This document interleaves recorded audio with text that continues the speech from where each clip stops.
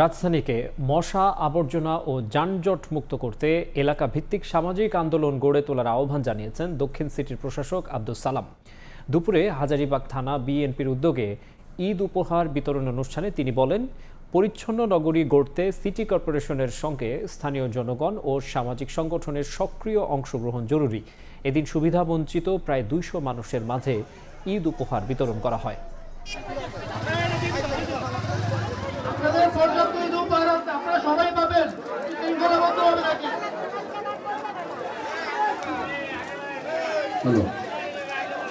কেউ বিশৃঙ্খলা করবেন না। পর্যাপ্ত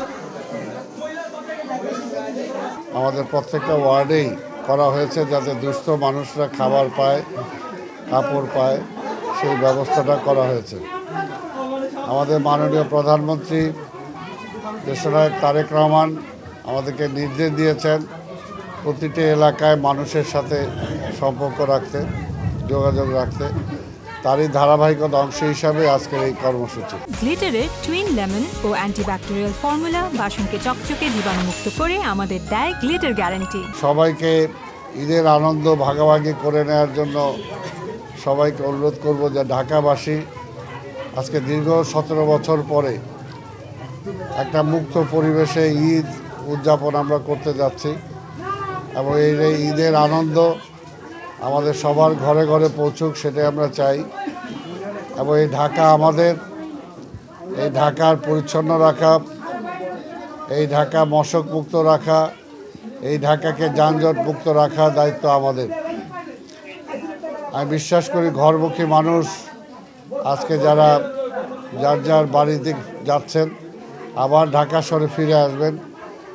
এই ঢাকা শহরে আমরা ঈদের পরে চেষ্টা করব আমাদের যানজট, মশা, আবর্জনা এগুলো মুক্ত যাতে আমরা থাকতে পারি, সেটার জন্য সবাইকে নিয়ে আমরা বসে মত বিনিময় করব।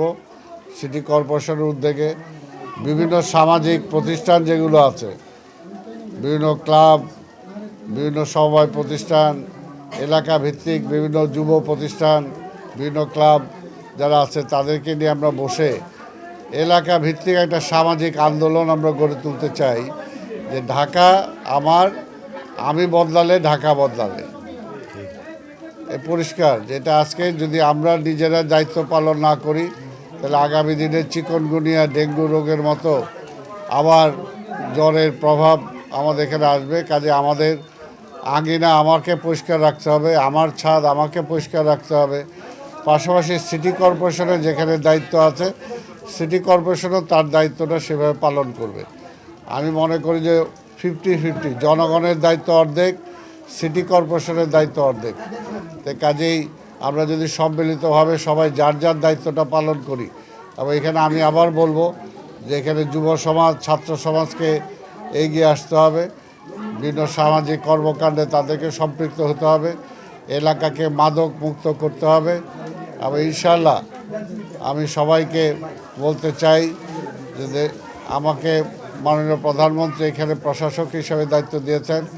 আগামীতে যদি এই ঢাকা শহরের নির্বাচনে আপনারা আমাকে নির্বাচিত ব্যবহার করেন তাহলে 2 থেকে 3 বছরের মাথায় ইনশাল্লাহ ঢাকা শহরের এই পুরনো ঢাকার চেহারা আমরা পাল্টে দেবো সবাই।